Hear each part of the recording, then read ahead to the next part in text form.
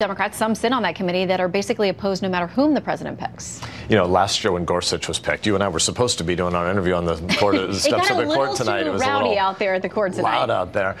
You know, when Gorsuch was picked last year, I went over to just engage some of the protesters. I was at the White House tonight for the president's pick, and a year ago the president had me over when he selected Gorsuch. We came back, and I was headed to my office, and I thought I'll go outside and see who these protesters are. And they had all these Mad Lib signs. They had signs that were made up, and they had Sharpies to fill in the name of who the person was who was supposedly going to end the world. This isn't the apocalypse. This is a chance to teach our kids basic civics and to celebrate checks and balances. So I think what happens next is sadly going to be an attempt to bork a guy.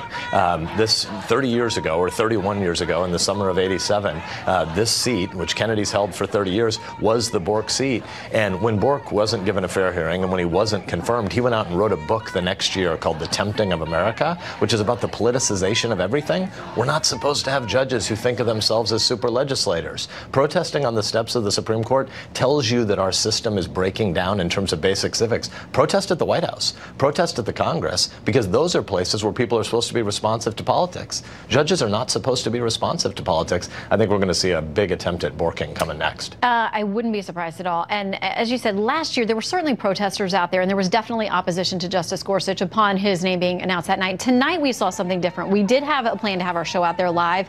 It got so volatile at points that we ultimately didn't feel like it would be safe to do an hour of live television out there. Where are we? You know, I think it would be great to see people on the left who, even if they want progressive goals that I don't want from a policy standpoint, admit that the judiciary is not the way to do it. If you want to move policy to the left, as many Democrats want to do, try to persuade the American people. Don't try to do it with people who sit on a court where they don't ever have to face the voters again. In our system, we the people are supposed to have the power. And the first branch, Article 1 and Article 2, they stand for election. Article 3, judges, they wear a black robe to cloak their policy preferences, and they have lifetime appointments. They're not supposed to be politicians. And when you have this much politics around every Supreme Court nomination, it means that we have too much activism in our courts. All right, I want to play a little bit of an ad from Demand.